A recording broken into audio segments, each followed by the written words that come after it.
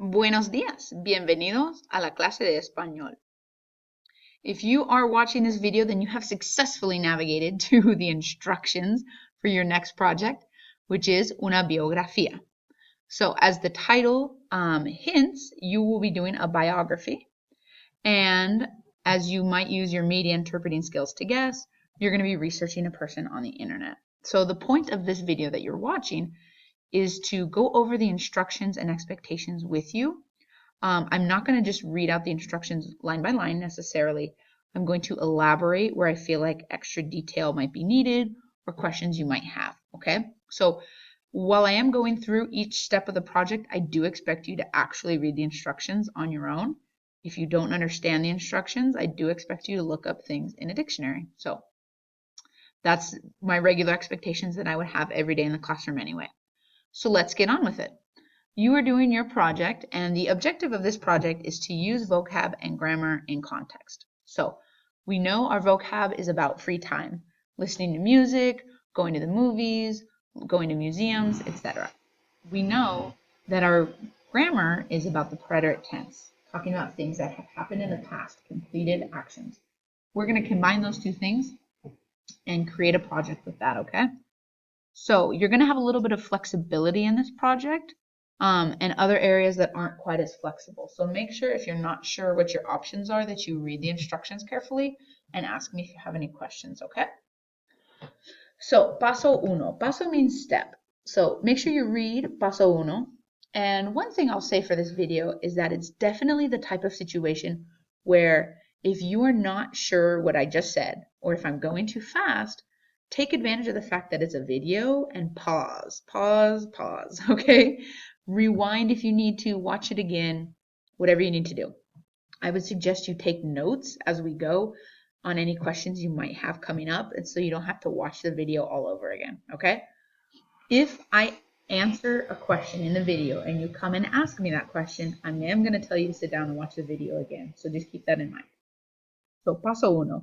After you've read it, you will notice you have some opciones here. It's important to note that these are just opciones. Tú puedes elegir otra persona. If you need help understanding what these words mean, you should have open wordreference.com to help you. This is the best dictionary that you can use, and since you're at the computer anyway, you might as well use an online one, right? So we'll go back to our project. You will notice I've categorized a bunch of people by música y cine, arte y fashion, literatura y políticos, okay? You can choose whatever topic you want. If they're not on this list, you can choose them as well. It doesn't matter to me. I am going to suggest that you choose someone who is dead, and you're going to see why in a second, or in a couple minutes, just because we are practicing the past tense. So I'm expecting you to showcase the preterite tense. And if you're doing your entire presentation in the present tense, that's going to be super difficult, okay? So look over these, figure out who you want to work on. If you haven't made your decision on who you're working on within 10 minutes, I will make that decision for you. So you need to choose a person before you do anything else, okay? So once you've chosen your person, move on to paso dos. Paso dos is asking you to busca información, all right? So you have some temas here that you need to make sure that you're looking. This is the information that you should be researching on the internet, okay? That's why we're working at the lab. So go through all these things. Again, if you don't know what these questions mean, these are all questions you should know what they mean. If you don't, then it's important to go to the dictionary and get some help, okay? One word I will point out to you is this word obra. Obra means work, and it means work in the context of a piece of work like a painting or a song or something like that. So you have some examples of what that might look like here, okay? So once you've gotten all the information you need, that's going to connect with paso tres. In paso tres, I really don't think anyone should need to print, but if you do, please only print the information that you absolutely need. If it's a 7-page thing and you only need page 2, only print page 2, please, okay? I am not going to ask you for anything that it needs to be printed, so you don't need to do it, all right?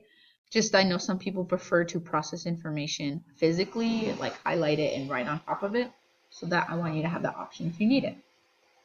Once you've written down all the information you need, aka the answer to these questions. Then you'll move on to paso cuatro. This is super important. Do not attempt to start your PowerPoint or Prezi if you don't have this information.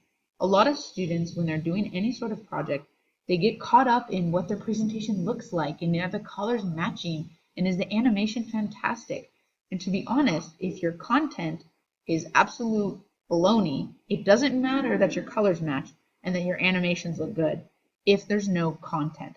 So if you don't have the information you need, do not start working on either a Prezi or a PowerPoint, okay?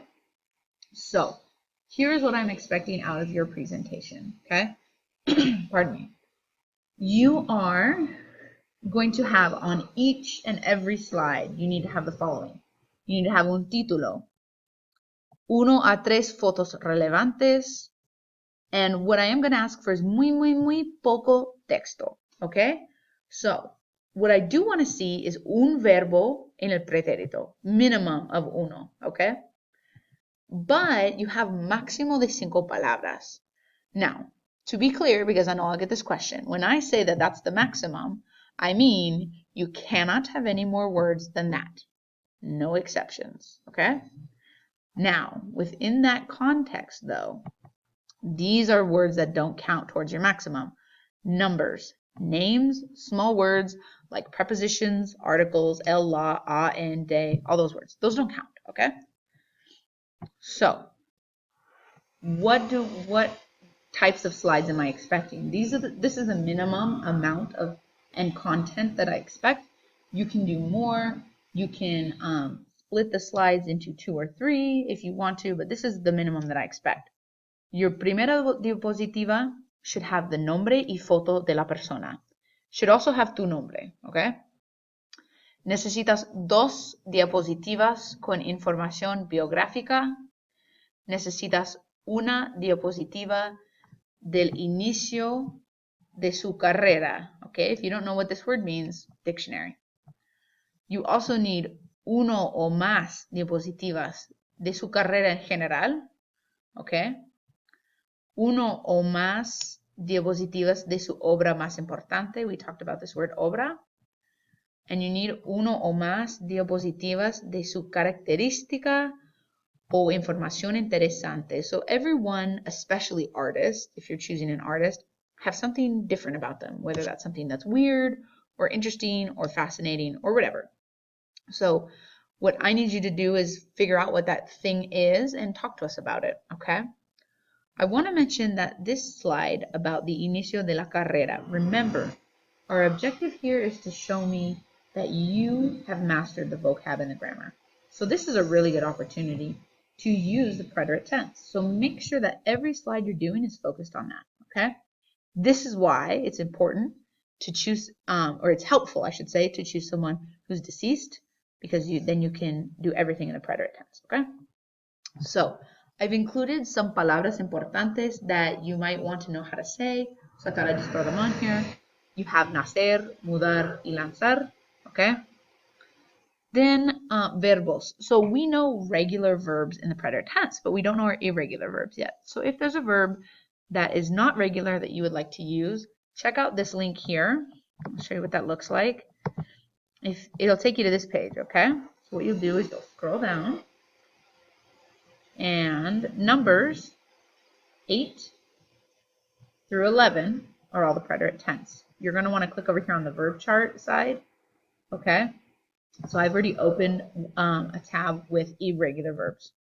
So that's where you can check that out, okay? Most verbs that are irregular in the present tense are irregular in the preterite tense. So if you're not sure, just check, okay? So that's going to help you with some verbs. So once you've created your PowerPoint or Prezi, then you're going to move on to paso cinco. You need to make sure, this is how you're going to turn that piece of your project into me. You're going to share the presentación conmigo. You are going to do this via Microsoft 365. Now, I want to be really clear on this. You're going to share it with me. You're not going to email it to me. There's a difference. If you don't know how to share via your OneDrive, your school Microsoft account, then you need to get in touch with our librarian, okay? Do not email me your PowerPoint. I will not accept your PowerPoint via email. Okay, so keep that in mind. You need to have it shared with me.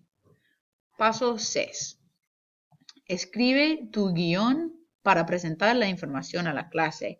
You're going to be writing your script. Now, you'll notice that up above, I asked you for no more than 5 words on every slide, right? But that doesn't mean you're only going to say 5 words when you present it. So this is what a true presentation should look like. You should have the power points, the most important points written on your slide, no more than 5 words. And then you, as the presenter, your job is to elaborate on the content that you're presenting. So you might need a script for that. You're going to want to memorize your script because when you present, you will have nothing in your hands, okay? So it's important to note that while I don't care if what you present is exactly the same as what your original script was, you're just going to want to make sure you practice and practice and practice your presentation, okay? I know it can be a little bit intimidating, but it's really not that big a deal. And what I'm going to do now is show you an example of what that presentation might look like, okay? So you kind of have the big picture. So this is one I did on Enrique Iglesias. Now, what you'll notice is since I picked someone who's still alive and still active in his career, it was a little bit difficult for me to find things in the preterite tense to talk about. So here we go. Yo me llamo Jessica Ruiz y mi persona es Enrique Iglesias. Enrique nació en 1975 en Madrid, España. Pero en 1986, Enrique mudó a Miami con su papá y su hermano. Ahora, Enrique tiene una polola o novia. Su novia se llama Ana Kournakova. Es una tenista. Ellos empezaron a salir en 2001. En 2003, Enrique removó un lunar. Este es un lunar. Antes y después. Aquí ya no tiene lunar. Un poco de información interesante. El papá de Enrique Iglesias se llama Julio Iglesias. Julio Iglesias fue un cantante muy famoso. Enrique Iglesias empezó su carrera en 1995 en los Estados Unidos, pero no usó su nombre real, usó un seudónimo, Enrique Martínez. Después volvió a ser Enrique Iglesias. La obra más importante de Enrique Iglesias fue el álbum Enrique. Enrique lanzó el álbum en 1999. Este álbum fue muy importante porque fue su primer álbum en inglés. En general, Enrique tiene una carrera de música pop. Es muy famoso por sus conciertos buenos y hizo mucha colaboración con otras artistas como Whitney Houston, Shakira, Pitbull, Sean Paul, Gente de Zona, Nicky Jam, December Bueno, etcétera, etcétera, etcétera. En general, Enrique Iglesias tiene muchas aficionadas. Muchas chicas son aficionadas de Enrique. ¿Por qué? Porque es guapísimo, obvio. So that's kind of an example of what your presentation might be. You'll notice I had keywords on the slides, but I was really elaborating on each topic. So you will be presenting this to your class. On your actual handout you receive, you will have dates here. I didn't want to put those in the video because this video is for different classes that have different dates, okay? It's important to note that while we're going to go over the rubric as a class and your final product and presentation are worth an exam grade, you're also getting a grade to be turning in your checkpoints and drafts as we go, okay? The most important thing to notice at the very end, and this is no surprise, is that if you use a translator or extra help, you get 0 points. You do not want 0 points on an exam grade. So make sure that you write everything yourself.